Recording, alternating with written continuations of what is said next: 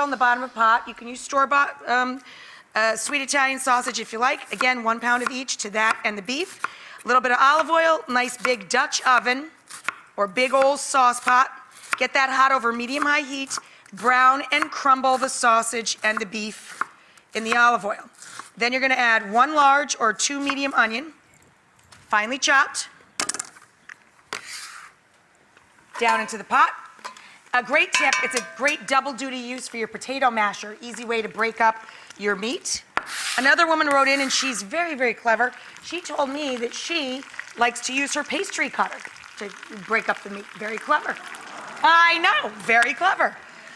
Now we're gonna grate in 4 large cloves of garlic. And you can drop your pasta pretty much, whenever you like, because you're undercooking it. You're only gonna cook it 5 or 6 minutes, then cold shock it. So you stop the cooking process, because of course it's gonna continue to cook in the oven while you're baking your ziti or penne. 4 cloves of garlic. Give this a stir. When you do cook the pasta, make sure you remember to season the pasta water itself. It's the only chance you get to actually season the pasta. It may not sound like a lot, but 1 pound's gonna go a long way because there's so much meat in this dish. So I would say for every 8 to 10 people, because it's probably a potluck or people are putting out a lot of food, for every 8 to 10, do a pound, do one of these recipes. So throw your pasta into the salted water. Again, just 5 minutes on that. Let me grab a spoon for this. Get the onions and garlic down into the drippings. Yeah, I know. Everybody's a sucker for ziti. So once your sausage, your beef, your onions, and your garlic have cooked out in olive oil, I add 1 cup of beef or veal stock to the bottom of the pot, 2 cans of Italian tomatoes, break them up just like you did the meat with your handy-dandy little potato masher. Makes quick work of that. Then you're going to add to that a little bit of oregano. A little goes a long way. Whenever you use dried oregano, bring it back to life by giving it a little rub in the palm of your hand. Oregano, incidentally, means joy of the mountain in Greek, and I don't know why I know that. So you put about a teaspoon of the dried oregano down in there. If you want a little bit of heat in the sauce, my husband likes a little bit of heat, and I use sweet sausage, so I'm going to add a pinch of crushed red pepper flake.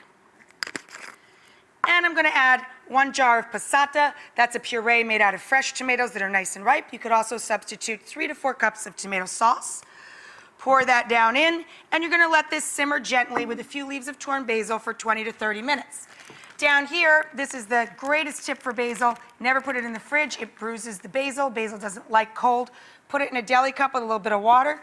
Keep it on your countertop and put a large Ziploc bag over the top. It makes a greenhouse effect. Change the water every few days and you get weeks out of your basil. Tear the basil, throw that down in, and just let that simmer. It'll look like this guy back here.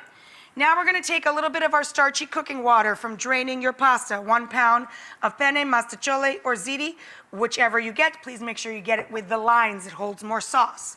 Take your drained pasta, which is undercooked. You only want to take it about 5-6 minutes. You should cold shock it. I just drained it right before we came back in studio, but take the time to cold shock yours. Because when you assemble this, you're going to throw it in the oven right before game time. You don't want the pasta to overcook. You're going to mix it with your ricotta cheese mixture. Remember, with the fresh Parmigiano, with the beaten egg, with a little bit of nutmeg. All of that together, a little bit of salt and pepper. Now we're going to add in a few ladlefuls of our sauce.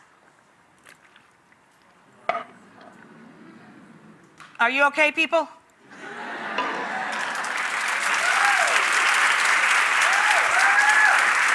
And now you're going to mix the meat sauce with your ricotta. And then you're going to transfer that into a giant dish. I've got my lasagna pan here. I told you, it's enough for an army. Then you're going to put a little more sauce over the top, put the cheese on top of that, bake it off in a nice hot oven right before game time. I'll show you what it looks like right after this.